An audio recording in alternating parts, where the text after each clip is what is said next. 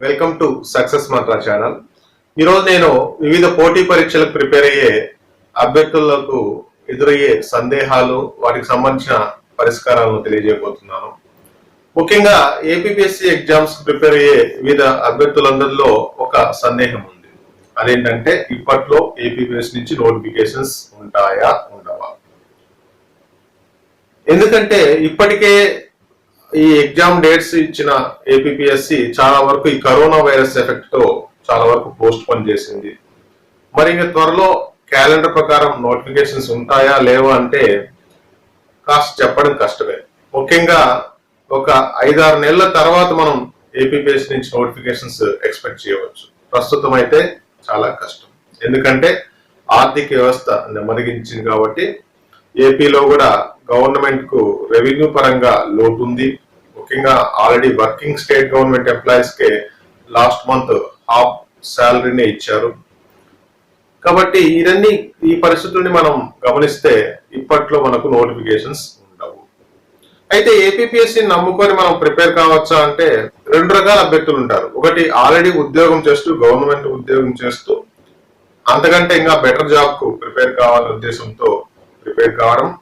Number 2 వచ్చి ఏ ఉద్యోగం లేని వాళ్ళు లేదా ప్రైవేట్ జాబ్ చేస్తూ గవర్నమెంట్ ఉద్యోగం కోసం ప్రయత్నం చేసేవాళ్ళు.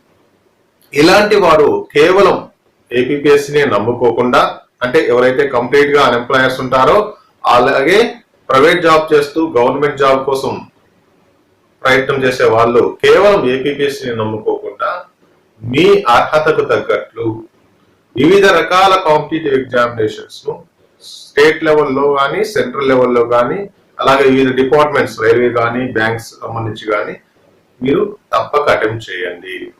అయితే ఇక్కడ ఒక సూచన ఏంటంటే వివిధ రకాల ఎగ్జామినేషన్స్ కు మీ అర్హతకు తగ్గట్లు అటెంప్ట్ చేయండి. But at the same time syllabus లో భారీ వ్యత్యాసాలు ఉంటే మాత్రం వాటిని ప్రిపేర్ కాకండి. సిలబస్ లో దాదాపు సిమిలారిటీ ఉన్న వివిధ రకాల పోటీ పరీక్షలకు ప్రయత్నం చేయండి. దాంతో ఏమవుతుందంటే మీ శ్రమ అనేది కొంచెం తగ్గుతుంది. సిలబస్ లో తేడాలు ఎక్కువ ఉన్నప్పుడు ఎక్కువ శ్రమ పడాల్సి వస్తుంది. మెంటల్ ఫ్రస్ట్రేషన్ కూడా పెరుగుతుంది అన్నమాట. కాబట్టి మీ అర్హతకు తగ్గట్లు అది యూపీఎస్సీ సంబంధం కానీ, ఎస్ఎస్సి సంబంధం కానీ, వేరే అదర్ రైల్వే సంబంధం కానీ ఈ నోటిఫికేషన్స్ వచ్చినప్పుడు దాదాపు ఒక 80% సిలబస్ కామన్ గా ఉంది అనిపిస్తే వాటికన్నిటికీ అప్లై చేయండి. కేవలం ఏపీపీఎస్సీ నమ్ముకుంటే చాలా ఇబ్బంది పడతారు. ఎందుకంటే గత 20 సంవత్సరాల హిస్టరీని మనం ఏపీపీఎస్సీ హిస్టరీని గమనిస్తే యూపీఎస్సీ లాగా ప్రతి సంవత్సరం రెగ్యులర్ గా నోటిఫికేషన్స్ ఇవ్వదు. దాదాపు 20 సంవత్సరాల్లో చాలా తక్కువ నోటిఫికేషన్స్ ఇచ్చింది. ప్రతి సంవత్సరం అనేది యూపీఎస్సీ తరహాలో ఉండదు. ఆ ఇచ్చిన నోటిఫికేషన్స్ లో కూడా ఏపీపీఎస్సీ చేసే కొన్ని తప్పిదాల వల్ల సంవత్సరాల తరబడి ఆ రిక్రూట్మెంట్ ప్రాసెస్ అనేది ఈ కోర్టులో కేసులు పడి సంవత్సరాల తరబడి అనేది జరుగుతుంది. కాబట్టి మీరు నిరుద్యోగులైతే మాత్రం కేవలం ఏపీపీఎస్సీని నమ్ముకోకుండా మీ అర్హతకు తగ్గట్లు సిలబస్ లో ఎక్కువగా సిమిలారిటీ ఉన్న వివిధ రకాల కాంపిటేటివ్ ఎగ్జామినేషన్స్ కు అపియర్ కాండి. That is number 1. ఇక నెంబర్ 2 ఏంటంటే ఈ గ్రూప్ 1, గ్రూప్ 2 ని కంబైన్డ్ గా prepare కావచ్చా?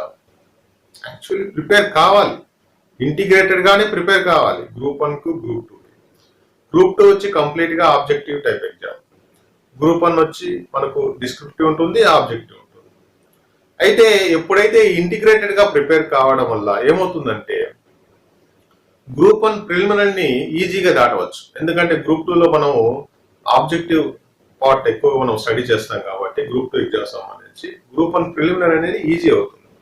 At the same time group 1 mains కు ప్రిపేర్ అయిన వాళ్ళు, అంటే డిస్క్రిప్టివ్ ఎగ్జామినేషన్ కు ప్రిపేర్ అయిన వాళ్ళు గ్రూప్ 2 లో మనకు కొన్ని అనలైటికల్ క్వశ్చన్స్ రీసెంట్ గా సబ్జెక్ట్ ను టెస్ట్ చేసే విధంగా ఇన్డెప్త్ గా అడుగుతున్నారు క్వశ్చన్స్ ఆబ్జెక్టివ్ ఎగ్జామ్ అయినప్పటికీ.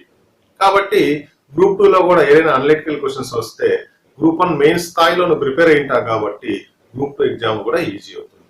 కాబట్టి గ్రూప్ 1 గ్రూప్ 2 కంబైన్డ్ గా ప్రిపేర్ కావడమే ఉత్తమం. అయితే ఎగ్జామ్ సమీపించినప్పుడు, ఫర్ ఎగ్జాంపుల్ ఎగ్జామ్ ఒక 3 months ఉంటుంది, అప్పుడు ఏం చేస్తావంటే నీ ప్రాధాన్యతను బట్టి, ఒకవేళ గ్రూప్ 2 గ్రూప్ 1 నీ ప్రాధాన్యతను బట్టి అప్పుడు మాత్రం ఒక ఎగ్జామ్ కి ప్రిపేర్ కావాలి. అంతవరకు కంబైన్డ్ గానే ప్రిపేర్ కావాలి. అది మీ ప్రిపరేషన్ బలంగా తీర్చిదిద్దుతుంది. Okay, so that is number 2. ఇక నెంబర్ 3 వచ్చి రిఫరెన్స్ బుక్స్. ఏ పుస్తకాలు చదవాలి? చాలా మంది అభ్యర్థులకు ఇప్పటికీ వాళ్ళ మదిలో తలెత్తున్న సందేహం ఏంటంటే ఏ పుస్తకాలు చదవాలి? లిమిటెడ్ స్టాండర్డ్ బుక్స్ ను ఫాలో కాండి. అన్ని పుస్తకాలు ఒక 2-3 పుస్తకాలు మనము ఒక 2 బుక్స్ చాలు ప్రతి సబ్జెక్ట్ కు సంబంధించి, అంతేకాని ఎక్కువ అనవసరం అన్నమాట. స్టాండర్డ్ రెఫరెన్స్ బుక్స్ ను మాత్రమే చదవండి. డిగ్రీ స్థాయిలో తెలుగు అకాడమీ పుస్తకాలు కానీ లేదా ఓపెన్ కోర్స్ ఎగ్జామినేషన్ సంబంధించి కానీ ఓపెన్ ఎడ్యుకేషన్ సంబంధించి ముఖ్యంగా తెలుగు అకాడమీ బుక్స్ కూడా కాంపిటేటివ్ ఎగ్జామినేషన్ దృష్టిలో పెట్టుకుని కొన్ని పుస్తకాలు రిలీజ్ చేసింది, వాటిని కూడా చదవండి. లేదా డిగ్రీ స్టాండర్డ్ లో ఇంటర్మీడియట్ గా అలాగే డిగ్రీ స్టాండర్డ్ లో పుస్తకాలు చదవండి. అలాగే లేదా ఏదైనా ఒక ప్రముఖ రచయిత రచించిన పుస్తకాలైనా చదవండి. ఒక పుస్తకాన్ని ఎక్కువసార్లు చదవండి.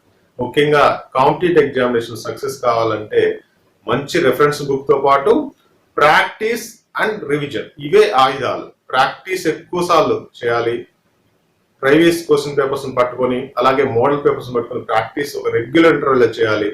రివిజన్ కూడా ఒక పుస్తకాన్ని ఎక్కువ సార్లు చదవాలి. ఒక 4-5 పుస్తకాలు చదవడం కంటే ఒకే పుస్తకాన్ని ఎక్కువ సార్లు చదవాలి. ఒకవేళ నీకు సంబంధించిన టాపిక్ లో ఏదైనా ఒక టాపిక్ నువ్వు చదివే పుస్తకంలో సరిగా లేదు అనిపిస్తే దెన్ గో ఫర్ అందర్ బుక్. అంతేకాని రెండో బుక్ ను కూడా ప్యారలల్ గా 2-3 పుస్తకాలను ప్యారలల్ గా చదవడం పక్కన పెట్టండి. ఒకే పుస్తకాన్ని చదువుతూ బాగా ఏదేని టాపిక్ నీకు సరిగా లేదనిపించినప్పుడు గో ఫర్ సెకండ్ బుక్. లేదా అఫిషియల్ గా మనకు అంటే కొన్ని వెబ్సైట్స్ ఉన్నాయి, గవర్నమెంట్ వెబ్సైట్స్ ఉన్నాయి, వాటినైనా ప్రిపేర్ కాండి. లేదా ఎనీ ఆన్లైన్ ఎడ్యుకేషనల్ వెబ్సైట్స్ కానీ వెరిఫై చేయండి. లేదా ప్రముఖ రచయితలు రాసిన పుస్తకాలు, ఫర్ ఎగ్జాంపుల్ ఇప్పుడు పాలిటీ అనగానే లక్ష్మీకాంత్, ఎవరైనా లక్ష్మీకాంత్ పుస్తకాన్ని రిఫర్ చేస్తారు. అలాగే హిస్టరీ, ఏపీ హిస్టరీలో బిఎస్ హనుమంతరావు, పి రఘునాథరావు, ఇలా స్టాండర్డ్ రెఫరెన్స్ బుక్స్ అన్నమాట. ప్రతి సబ్జెక్ట్ కొన్ని ఉంటాయి. వాటిని అన్నిటిని ఒక్కసారి కాకుండా ఎక్కువ సార్లు ఒక 3 times మినిమం చదివినప్పుడు నీకు ఒక అవగాహన అనేది వస్తుంది. ఇప్పుడు ప్రెజెంట్ అయితే టైం చాలా ఉంది కాబట్టి నోట్స్ కూడా, సొంత నోట్స్ అనేది కూడా రాసుకోండి. గత ప్రశ్నాపత్రాలను పక్కన పెట్టుకొని ఫస్ట్ చదవాల్సింది syllabus, previous paper question papers. ఈ 2 బాగా ఒక అవగాహన తెచ్చుకున్న తర్వాత దెన్ ఈ రెఫరెన్స్ బుక్ ని పట్టుకొని మనం చదవాల్సి ఉంటుంది. సో దట్ ఈస్ నెంబర్ 3 అన్నమాట.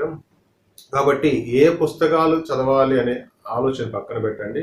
ఉన్న పుస్తకాలని, లిమిటెడ్ స్టాండర్డ్ బుక్స్ ని తీసుకొని ఎన్ని పుస్తకాలు చదవడం కాదు, ఆ ఒక చదివిన పుస్తకాన్ని ఎంత సమగ్రంగా చదివావు అనేది చాలా ముఖ్యం అన్నమాట. ఇక అలాగే చాలా మంది అభ్యర్థుల్లో ముఖ్యంగా ఇంగ్లీష్ మీడియంలో ప్రిపేర్ అయితే బెటరా, తెలుగు మీడియంలో ప్రిపేర్ అయితే బెటర్. ముఖ్యంగా గ్రూప్ 1 లాంటి మెయిన్స్ ఎగ్జామ్స్ ఉన్నప్పుడు, డిస్క్రిప్టివ్ ఎగ్జామ్స్ ఉన్నప్పుడు ఈఎంఆ ఆర్ టీఎంఆ అనేది ఒక సందేహం వస్తుంది. అయితే ఇది ఎవరిలో సందేహం వస్తుందంటే కంప్లీట్ గా ఇంగ్లీష్ మీడియంలో ప్రిపేర్ అయిన వారికి సమస్య కాదు. ఎందుకంటే వాళ్ళు డెఫినెట్ గా ఇంగ్లీష్ మీడియంలోనే రాస్తారు. అంటే స్కూల్ ఎడ్యుకేషన్ నుంచి కంప్లీట్ గా ఇంగ్లీష్ మీడియంలో ప్రిపేర్ అయిన వారు డెఫినెట్ గా ఇంగ్లీష్ మీడియం చూస్ చేసుకుంటారు. సిమిలర్లీ తెలుగు మీడియంలో చదివిన వారికి తెలుగు మీడియం చూస్ చేసుకుంటారు. కానీ కొంతమంది అభ్యర్థులు అంటే స్కూల్ లెవెల్ వరకు తెలుగులో ప్రిపేర్ అయ్యి, అంటే తెలుగులో చదివి ఆ తర్వాత ఇంగ్లీష్ లో చదివింటారు. ఇలాంటి వారికి మధ్యలో ఒక సందేహం, English medium, Telugu medium. Definite గా ఇంగ్లీష్ మీడియమే చూస్ చేసుకోండి. English medium is scoring subject, ఎక్కువ లాట్ ఆఫ్ బుక్స్ దొరుకుతాయి కాబట్టి ఇంగ్లీష్ మీడియం సెలెక్ట్ చేసుకోండి. లేదా సెల్ఫ్ ఎవాల్యుయేషన్ చేసుకోండి. ప్రతి సబ్జెక్టుకు సంబంధించి ఒక 1 or 2 టాపిక్స్ తీసుకొని, హిస్టరీ కానీ, పాలిటీ కానీ, ఎకానమీ కానీ, ఇలా ప్రతి సైన్స్ సంబంధించి కానీ, సైన్స్ అండ్ టెక్నాలజీ సంబంధించి కానీ ఒక 1 or 2 టాపిక్స్ తీసుకొని సెల్ఫ్ ఎవాల్యుయేషన్, అంటే తెలుగు మీడియంలో ప్రిపేర్ కాండి, ఇంగ్లీష్ మీడియంలో ప్రిపేర్ అయ్యి నువ్వే ఎగ్జామ్ రాసుకోవాలన్నమాట. సో దేంట్లో నీకు కంఫర్టబుల్ గా నీకు రైటింగ్ ఫ్లో అనేది ఉంది అని గమనించి దాని తగ్గట్టు నువ్వు నీ మీడియం చూస్ చేసుకోవచ్చు. ఒకవేళ నువ్వు తెలుగు మీడియంలోనే నువ్వు ఎగ్జామ్ రాయాలనుకుంటున్నావు, ఇవన్నీ పక్కన పెట్టి then you concentrate on science and technology part. ఇవన్నీ లేకుండా ఇంగ్లీష్ మీడియంలో రాయాలనుకుంటున్నావు, అట్లాంటప్పుడు జనరల్ ఎస్ఏ మీద ఫోకస్ చేయి. నెక్స్ట్ వచ్చి కరెంట్ అఫైర్స్ ఎలా చదవాలి? కరెంట్ అఫైర్స్ అనేది గతంలో ఒక 6 నెలల క్రితం, అంటే ఒక ఎగ్జామ్ ఉన్నప్పుడు ఆ ఎగ్జామ్ 6 నెలల క్రితం చదివిన టాపిక్స్ అన్ని, అంటే న్యూస్ పేపర్లో వచ్చిన అంశాలన్నీ మనం చదవాల్సి ఉంటుంది. ఒక్కొక్కసారి సంవత్సరం వరకు కూడా అడుగుతున్నారు. బట్ రీసెంట్ గా ఆన్లైన్ ఎగ్జామ్స్ కాబట్టి ఈవెన్ లాస్ట్ మంత్ లో జరిగినట్టు కూడా అడుగుతున్నారు. కాబట్టి ఇది చెప్పడం కొంచెం కష్టం. మనమంతకు మనమే ఈ కరెంట్ అఫైర్స్ ఒక సబ్జెక్ట్ లాగా కాకుండా మన చుట్టూ జరుగుతున్న విషయాలను మనం తెలుసుకోవాలనే ఉత్సుకతతో చదవాలి. అలా చదివినప్పుడు మనకు అది ఒక భారంగా అనిపించదు. కాబట్టి ఇన్ జనరల్ ఇచ్చి లాస్ట్ 6 months మీద ఫోకస్ చేయండి. ఈవెన్ లాస్ట్ మంత్ కూడా ఫోకస్ చేయండి. ఎందుకంటే ఆన్లైన్ ఎగ్జామ్స్ లో ఇంతకుముందు అంటే గతంలో మాన్యువల్ పేపర్ సెట్ అయిపోయేది, ఒక లాస్ట్ 1 month పక్కన పెట్టేవాళ్ళు. కానీ ఇప్పుడు అలా కాదు, లాస్ట్ మంత్ కూడా మనము ప్రిపేర్ కావాల్సిందే. ఓకే, కరెంట్ అఫైర్స్ సంబంధించి మనకు కొన్ని ప్రముఖ న్యూస్ పేపర్స్, అది ఏదైనా కావచ్చు, పేర్లు చెప్పాల్సిన అవసరం లేదు. సో ప్రముఖ న్యూస్ పేపర్స్ ను తెలుగులో కానీ ఇంగ్లీష్ మీడియంలో కానీ రెగ్యులర్ గా ప్రిపేర్ కానీ. అయితే ఏ టాపిక్స్ ను మనం చదవాలి అనేది ఎలా తెలుస్తుందంటే ప్రీవియస్ క్వశ్చన్ పేపర్స్ మనం ఎగ్జామిన్ చేసినప్పుడే మనకు ఏ టాపిక్స్ చదవాలి, ఎంతవరకు చదవాలి అనేది తెలుస్తుంది. ఇక మెయిన్స్ లాంటి గ్రూప్ 1 మెయిన్స్ లాంటి ఎగ్జామ్స్ చదివేటప్పుడు ఈవెన్ ఎడిటోరియల్ పేజీ కూడా చాలా ఇంపార్టెంట్. ఓకే, ఇక ఎన్ని గంటలు చదవాలి? చాలా మంది ఈ గ్రూప్ 1 గ్రూప్ 2 లాంటి ఎగ్జామ్స్ సక్సెస్ అయిన వాళ్ళు చాలా మంది 10 గంటలు చదివాము, 12 గంటలు చదివాము, కొంతమంది అయితే 14 గంటలు చదివాము. అది that is not a parameter. ఎన్ని గంటలు చదివామన్నది కాదు ముఖ్యం, ఎంత ఎఫెక్టివ్ గా చదివామనేది ముఖ్యం. నీకున్న సమయాన్ని బట్టి అది ఒక 5 గంటలైనా కావచ్చు, 6 గంటలైనా కావచ్చు, రోజుకి రెగ్యులర్ గా చదవండి. That is more important. Regular గా చదవడం అనేది చాలా ఇంపార్టెంట్. కానీ ఒక రోజు 10 గంటలు చదివి ఒక రోజు 2 గంటలు చదవడమే అనేది మనకు మంచి ఫలితాలను ఇవ్వదు. కాబట్టి రెగ్యులర్ గా ఒక 5 hours అయినా చదివినా చాలు, 6 hours అయినా చదివినా చాలు. కాకపోతే అది చదివినంతసేపు ఏకాగ్రతతో మనసు పెట్టి ఆసక్తిగా చదవాలి. అలా ఎలా చదవాలి అనేది దానికి సంబంధించిన కూడా గతంలో నేను ఒక వీడియో తీశాను. దానికి సంబంధించిన డిస్క్రిప్షన్ లింక్ లో పెడతాను, ఆ వీడియోను కూడా తప్పక చూడండి. కాబట్టి ఇది జనరల్ గా ఈ అంశాల్లో అభ్యర్థులందరూ సందేహాలు ఎదుర్కొంటున్నారు. వాటికి సంబంధించి నాకు తెలిసిన కొన్ని పరిష్కారాలను, కొన్ని సూచనలు నేను చెప్పాను. Thank you for watching this video.